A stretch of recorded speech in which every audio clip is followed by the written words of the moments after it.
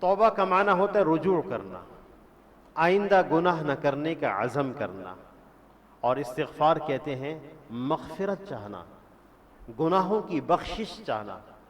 یہ جو ہم کہتے ہیں اللہ ہمارے گناہوں کو بخش دے، اس کا کیا مطلب ہوتا ہے؟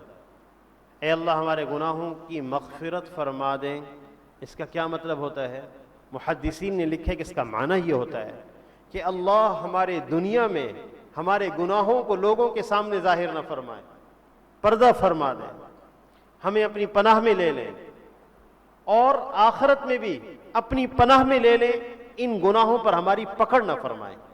بخشش یا مغفرت کا یہ معنی ہوتا ہے۔ اللہ کی طرف رجوع کرتے ہوئے مایوسی نہ ہو۔ جب بھی انسان اللہ کی نافرمانی کرتا ہے خدا نخواستہ، تو مایوسی طبیعت میں آتی ہے، طبیعت اللہ کی ذات سے تعلق کمزور ہو جاتا ہے، آدمی اللہ کی ذات سے دور ہوتا ہے۔ بار بار توبہ کر کے اللہ کی طرف لوٹنا ہے، بار بار توبہ کر کے۔ یا عبادی الذین اسرفوا علی انفسہم، اے میرے وہ بندے جن سے غلطیاں ہو گئی ہیں، لا تقنطوا من رحمت اللہ، میری رحمت سے نا امید نہ ہو۔ ان اللہ یغفر الذنوب، الذنوب پہ الف لام داخل ہے جو استغراق کا معنی دے رہا ہے، جس کا خود ترجمہ یہ ہے کہ اللہ سارے گناہوں کو معاف فرما دیں گے۔ اس پر بھی اللہ نے بس نہیں فرمایا، ایک لفظ اور بڑھایا، جمیعا، ان اللہ یغفر الذنوب جمیعا، کہ کسی کو کوئی شک نہ رہے، یہ تاکید دل کی گہرائی تک جا کے اترے کہ بے شک اللہ تمام گناہوں کو معاف فرما دیتے ہیں۔ اس لیے اللہ کی ذات کی طرف بار بار رجوع کرنا، بڑی وسیع رحمت والے ہیں، اللہ کی رحمت بڑی وسیع ہے، وسیع مغفرت والے ہیں۔ حدیث میں آتا ہے اگر کسی گناہگار آدمی کا انتقال ہو جائے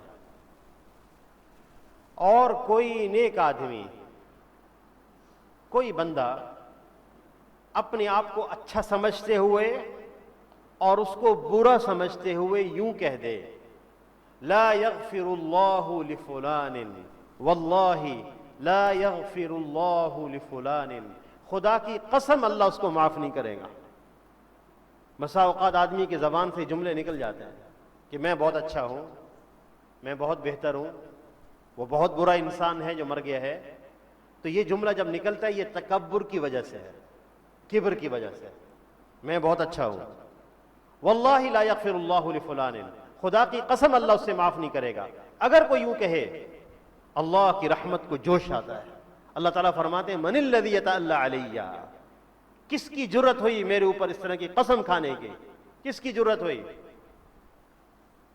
غفرت لہ واحبطت عملک، میں نے تیرے اس کہنے کی وجہ سے اس کو معاف کر دیا ہے اور تیرے عمل کو ضائع کر دیا ہے۔ اللہ جل شانہ وسیع رحمت والے ہیں، اس لیے کبھی مایوسی نہ ہو، بار بار رجوع کرنا۔ قرآن پاک کی ایک آیت ہے، جن لوگوں کو اللہ تعالیٰ نے ایک وجدان دیا ہوتا ہے، ایک عشق دیا ہوتا ہے، جن کی عشق کی محور اللہ کی ذات ہے، انہوں نے مخلوق سے عشق نہیں کیا، جن کی محبتوں کا محور اللہ کی ذات ہے، تو اللہ تعالیٰ ان کے اوپر نکات کھولتے ہیں۔ یہ جو آیت ہے والذین جاہدوا فینا لنہدینہم سبلنا، بعض لوگ توبہ کرتے ہیں پھر گناہ ہو جاتا ہے، اللہ کے سامنے گڑ گڑاتے بھی ہیں پھر گناہ ہو جاتا ہے، روتے بھی ہیں پھر ہو جاتا ہے۔ تو والذین جاہدوا فینا، تم ہماری راہ میں مجاہدہ کرتے رہو، کوشش کرتے رہو۔ لنہدینہم سبلنا، لفظی ترجمہ تو ہم یہ کریں گے کہ اگر تم کوشش کرتے رہو گے تو ہم تمہیں اپنی تک آنے کی راہیں سجائیں گے کہ مجھ تک کیسے پہنچا جاتا ہے۔ تو جن لوگوں کو اللہ نے عشق اور محبت اور سوز و گداز دیا ہوتا ہے، وجدان دیا ہوتا ہے، تو بسا اوقات ان پر ایک کیفیت ہوتی ہے۔ حضرت تھانوی رحمۃ اللہ علیہ نے اس کا ترجمہ کیا والذین جاہدوا فینا، تم ہماری راہ میں کوشش کرتے رہو، لنہدینہم سبلنا، ایک وقت آئے گا ہم تمہیں اپنی گود میں لے لیں گے، اپنے قریب کر لیں گے۔ علماء نے لکھا ہے بسا اوقات اللہ کی ایک مشیت ہوتی ہے، بندے سے بار بار گناہ سرزد ہو جاتا ہے، اللہ کی مشیت ہوتی ہے۔ اللہ تعالیٰ یہ چاہتے ہوتے ہیں کہ بندہ ذرا اور تھوڑا رو لے، ہماری طرف اور رجوع کر لے۔ ایک حدیث ہے، یقین کیجئے یہ وسعت رحمت کی طرف اشارہ ہے، ہرگز گناہوں کی رخصت کی طرف اشارہ نہیں ہے۔ اگر مزاج غلط ہوگا تو آدمی اس حدیث سے گناہوں کی رخصت سمجھے گا کہ شاید اللہ پاک ہمیں نعوذ باللہ گناہوں کی رخصت دے رہے ہیں۔ نہیں، وسعت رحمت ہے۔ آپ صلی اللہ علیہ وسلم کے ارشاد ہے والذی نفسی بیدہ، بس وسعت رحمت کے عنوان سے حدیث کو سمجھا جائے، جیسا کہ محدثین نے اس پر باب باندھا ہے۔ والذی نفسی بیدہ، اس ذات کی قسم جس کے قبضہ قدرت میں میری جان ہے، لو لم تذنبون لذهب اللہ بکم، اگر تم ایسے ہو جاؤ کہ کوئی بندہ ہی گناہ نہ کرے، اگر تم سارے ایسے بن جاؤ، لذهب اللہ بکم، اللہ تو تمہیں پار کر دیں گے۔ ایسی قوم لے کر آئیں گے جو گناہ کرے گی اور پھر وہ مغفرت مانگے گی اور اللہ ان کو معاف کریں گے۔ صفت غفار کا ظہور ہوگا، بخشش کا۔ بندے ہی نہ ہو کھانے والے تو صفت رزاقیت کا ظہور کیسے ہوگا؟ صفت غفاریت کا ظہور کیسے ہوگا؟ تو یہ وسعت رحمت کی طرف اشارہ ہے۔ اس لیے اللہ کی ذات سے مایوسی نہیں۔ وَهُوَ الَّذِي يَقْبَلُ تَوْبَةَ عَنْ عِبَادِهِ، اللہ وہ ہے جو اپنے بندوں کی توبہ قبول کرتے ہیں۔ وَيَعْفُو عَنِ السَّيِّئَاتِ، گناہوں کو معاف کرتے ہیں۔ ہمیں کیا کرنا چاہیے؟ اللہ اکبر، اللہ کی طرف رجوع کرنا، توبہ کرنا مشکل چیز نہیں ہے۔ ہم اپنی زندگی کا تھوڑا سا وقت ایسا ضرور گزاریں جس میں اللہ کی نافرمانی نہ ہو، تھوڑا سا وقت ابتدا کریں یہاں سے۔ آپ صلی اللہ علیہ وسلم کے ارشاد ہے اذا تقرب العبد الی شبرا تقربت الیہ ذراعا، جو بندہ میری طرف ایک بالشت بڑھتا ہے میں اس کی طرف ایک ہاتھ بڑھتا ہوں۔ وَإِذَا تَقَرَّبَ الْعَبْدُ إِلَيَّ ذِرَاعًا تَقَرَّبْتُ مِنْهُ باعًا، جو میری طرف ایک ہاتھ بڑھتا ہے میں اس کی طرف 2 ہاتھ بڑھتا ہوں۔ وَمَنْ أَتَانِي يَمْشِي أَتَيْتُهُ هَرْوَلًا، جو میری طرف چل کر آتا ہے میں اس کو دوڑ کے لے لیتا ہوں۔ محدثین نے اس کا معنی یہ لکھا ہے جو دین پر ایک بالش چلتا ہے اللہ اس کو ایک ہاتھ چلا دیتے ہیں، جو ایک ہاتھ چلتا ہے اللہ 2 ہاتھ چلا دیتے ہیں، جو دین پر چلنے کی کوشش کرتا ہے اللہ اس کو دوڑا دیتے ہیں۔ کئی ایسے واقعات جو ہمیں اپنے اکابر سے ملتے ہیں یا صحابہ اکرام سے ملتے ہیں، آدمی حیرت زدہ رہ جاتا ہے کہ کیا انسانی استعداد ہے کہ اتنا انسان عمل کر سکے؟ ہم حیرت زدہ رہ جاتے ہیں۔ اللہ نے ان کو اس عملوں کی توفیق عطا فرمائی ہے۔ اللہ ہمیں بھی دعوت دے رہے ہیں، تم چلو دیکھو میں تمہیں کیسے چلاتا ہوں۔ 100% دین پر انسان اللہ کی توفیق سے چلتا ہے، اپنی استعداد سے نہیں چل سکتا۔ ایسے واقعات صحابہ کرام کے اور ایسے واقعات اولیاء کے، ایسے واقعات بزرگوں کے آدمی سن کر حیرت زدہ رہ جاتا ہے۔ اور بسا اوقات لوگ سمجھتے ہیں کہ یہ کہانی ہے، ہرگز نہیں۔ اللہ نے ان کو اس عملوں کی توفیق دے رکھی تھی، اس لیے جو دین پر 10% چلتا ہے اللہ اس کو 20% چلاتے ہیں، جو 20% چلتا ہے اللہ اس کو 50% چلا دیتے ہیں، جو 50% چلتا ہے اللہ تعالیٰ اس کو 100% چلا دیتے ہیں۔ تو اللہ کی طرف رجوع کرنا، توبہ کرنا، اللہ جل شانہ سے مایوس نہ ہونا، اس کی رحمت سے امیدوار رہنا۔ اللہ اکبر، ایک انسان جب توبہ کرتا ہے اللہ جل شانہ کتنے خوش ہوتے ہیں، چونکہ اللہ جل شانہ کی ذات ایسی ہے جن کی حقیقت کا ادراک نہیں کیا جا سکتا۔ اللہ تعالیٰ کی ہر صفت ایسی ہے جس کی حقیقت کا ہم ادراک نہیں کر سکتے، اس لیے کہ اللہ جل شانہ اپنی ذات کے اعتبار سے بھی اور اپنی صفات کے اعتبار سے لامحدود ہیں۔ ہم تصور بھی نہیں کر سکتے۔ تو آپ صلی اللہ علیہ وسلم نے فرمایا کہ اللہ بڑے خوش ہوتے ہیں جب بندہ توبہ کرے۔ کتنے خوش ہوتے ہیں؟ اس کی کیا نظیر بیان کریں، کیا کس طرح خوش ہوتے ہیں اللہ پاک، کیا مثال بیان کریں، ہم نہیں جان سکتے۔ تو آپ صلی اللہ علیہ وسلم نے اس وقت صحابہ کرام کو ایک نظیر بیان فرمائی ہے، ایک مثال بیان کی ہے۔ آپ نے فرمایا کہ آپ نے ایک آدمی کی خوشی کو بیان کیا، یہ آدمی کتنا خوش ہوا، چلیں ہم اس کی ایک مثال بناتے ہیں۔ آپ صلی اللہ علیہ وسلم نے فرمایا ایک آدمی اپنی سواری کے ساتھ جس پر سامان لدا ہوا تھا سفر پہ نکلا، صحرا میں، ریگستان میں، اونٹ اس کے ساتھ تھا، زیادہ راہ، پانی کھانا اس پر موجود۔ ایک جگہ اس نے پڑاؤ ڈالا، اپنا اونٹ باندھا، سو گیا، اٹھا تو اس کا اونٹ جا چکا تھا، رسی کھل گئی تھی۔ اونٹ کی اور دوسرے تمام جانوروں کے درمیان فرق یہ ہے، اونٹ اور دوسرے جانوروں کے درمیان، کہ یہ جو گائے، بیل، بھینس وغیرہ ہوتے ہیں، گدھے وغیرہ، یہ واپس آ جاتے ہیں اپنے مقام اور اپنے مکان کی طرف۔ آپ نے دیکھا ہوگا دیہات میں، گاؤں میں بیل، گائے سب جا رہے ہیں، پھر شام کو واپس بھی آ رہے ہیں گاؤں میں، اپنے گھر میں۔ اونٹ میں یہ بات نہیں ہے، یہ جب چلتا ہے تو سیدھا ہی چلا جاتا ہے، واپس نہیں پلٹتا، یہ اس کا ایک مزاج ہے۔ تو دیہاتی آدمی جو اس کی آنکھ کھلی تو اونٹ نہیں ہے، اور اس کو پتہ ہے اس نے کہیں رکنا بھی نہیں ہے، سیدھے چلا ہی جائے گا، چلا جائے گا۔ اور ریگستان میں بغیر سواری کے سفر موت ہے، بغیر پانی کے سفر موت ہے۔ تو بیچارہ اٹھا، اس نے چکر شکر لگایا، لیکن اب اس کو نہ ملا اونٹ، تو اپنی جگہ واپس آ گیا، اپنا سر اپنے بازو پہ رکھا، موت کے انتظار میں لیٹ گیا۔ اب انسان ایسی موت جو آہستہ آہستہ آئے، کتنی تکلیف دے۔ آنکھ لگ گئی، اس کی آنکھ کھلی تو اس کا اونٹ سامان سمیت اس کے پاس کھڑا تھا۔ وہ اتنا خوش ہوا کہ کہنا کچھ چاہتا تھا، زبان سے کچھ نکلا۔ اس نے یوں کہا کہ اللہم انت عبدی وانا ربک، اے اللہ میں تیرا رب ہوں اور تو میرا بندہ ہے۔ کہنا یوں چاہ رہا تھا کہ اے اللہ تو میرا رب ہے اور میں تیرا بندہ ہوں۔ اخطا بشدت الفرح، غلطی ہو گئی بہت زیادہ خوشی کی وجہ سے۔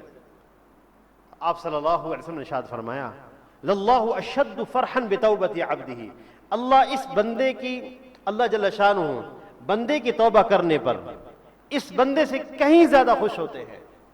ایک مثال سے بات سمجھائی، اللہ جل شانہ وسعت رحمت والے ہیں، وسیع مغفرت والے ہیں، اس لیے بندہ اللہ کی طرف رجوع کرے، بار بار رجوع کرے، بار بار رجوع کرے۔ ایک وقت میں کام نہیں ہوگا، باز آ ہر آنچے ہستی باز آ، گر کافر و گبر و بت پرستی باز آ، این درگاہ ماں درگاہ نہ امیدی نیست، گر صد بار شکستی باز آ۔ باز آؤ، واپس آؤ، واپس آ جاؤ، تم کچھ بھی ہو، کافر ہو، تم بت پرست ہو، تم واپس آ جاؤ۔ یہ دروازہ نا امیدی کا دروازہ نہیں ہے، اگر 100 بار بھی توڑو گے پھر بھی واپس آ جاؤ۔ ہمیں اللہ کی طرف بار بار رجوع کرنا ہے، ایک وقت آئے گا اللہ پاک ہمت عطا فرما دیں گے۔ فَإِنَّهُ يَتُوبُ إِلَى اللَّهِ مَتَابًا، بے شک وہ اللہ کی طرف رجوع کرنے والے ہیں، ٹھیک رجوع کرنا، ٹھیک جگہ پر واپس آ جائیں گے ہم انشاءاللہ۔ قبولیت توبہ کی علامات ہوتی ہیں، جب انسان کی توبہ اللہ پاک قبول فرما لیتے ہیں اس کی علامات ہوتی ہیں۔ اس میں ایک علامت یہ ہوتی ہے، یہ جو گناہ کے خیالات بار بار آتے ہیں یہ کمزور پڑ جاتے ہیں۔ یاد رکھیے گا، گناہ کے خیالات انسان کو موت تک آتے رہتے ہیں۔ کوئی وقت ایسا نہیں آئے گا کہ گناہ کے خیال ہی نہ آئے، نہیں، گناہ کے خیالات آتے رہتے ہیں۔ اس لیے محققین فرماتے ہیں اندرین راہ تراشو می خراش، اندرین راہ تراشو می خراش، تا دم آخر غافل مباش۔ اس راہ میں تو یہ تراش و خراش چلتی رہتی ہے، آخری سانس تک غافل نہیں ہونا۔ خیالات تو آتے ہیں لیکن خیالات کمزور ہو جاتے ہیں۔ سورہ یوسف میں ہے، جب زلیخا یوسف علیہ السلام کے پیچھے دوڑی تو قرآن پاک میں آتا ہے وَلَقَدْ هَمَّتْ بِهِ وَهَمَّ بِهَا، عورت نے قصد کیا اور ان کے دل میں خیال آیا، یوسف علیہ السلام کے دل میں خیال آیا، لولا رأى برہان ربہ، اگر تیرے رب کی قدرت ان کے ساتھ نہ ہوتی، اللہ کی رحمت ان کے ساتھ نہ ہوتی، ان کے دل میں خیال آیا تھا. خیالات آ سکتے ہیں کسی بھی انسان کے دل میں، لیکن اس خیال پر انسان اللہ کے فضل سے اس خیال پر عمل کرنے سے بچ جاتا ہے. تو توبہ کی قبولیت کی علامت یہ ہوتی ہے گناہ کے داعیے کمزور ہو جاتے ہیں. اور یاد رکھیے گا اللہ جل شانہ نے 3 طرح کے نفس پیدا کیے ہیں. ایک ہے نفس امارہ، جس کے بارے میں قرآن پاک میں آتا ہے وما ابرئ نفسی ان النفس لامارۃ بالسوء. ایک ہے نفس امارہ، ہر وقت گناہ کے خیالات، صبح بھی گناہ کے خیالات، یہ گناہ کریں، اب یہ گناہ کرو، اب یہ گناہ کرو، اور انسان سینہ تان کر گناہ کرتا اللہ کے سامنے، نافرمانی کرتا ہے. جس نے اس کو پیدا کیا، جس نے اس کو سانس دی ہے، قدرت جس کی اس پر غالب ہے، اس کے سامنے انسان سینہ تان کر گناہ کرتا ہے. اس کو نفس امارہ کہتے ہیں. ہر وقت گناہ کا خیال، صبح شام گناہ کا خیال. اب یہ آدمی توبہ کر کے تو دیکھے، اللہ جل شانہ اس نفس سے نفس لوامہ کو بنا دیں گے. نفس لوامہ کہتے ہیں ملامت کرنے والا نفس، جس کی قسم اللہ نے کھائی ہے لا اقسم بهذا البلد. اور ایک جگہ فرمایا ہاں لا اقسم بهذا البلد وانت حل بهذا البلد. اللہ جل شانہ نے نفس لوامہ کی قسم کھاتے ہوئے فرمایا کہ بنفس اللوامہ، میں قسم کھاتا ہوں نفس لوامہ کی، ملامت کرنے والا نفس.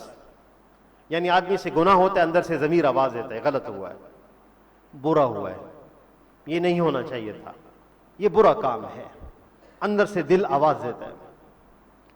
یاد رکھیے گا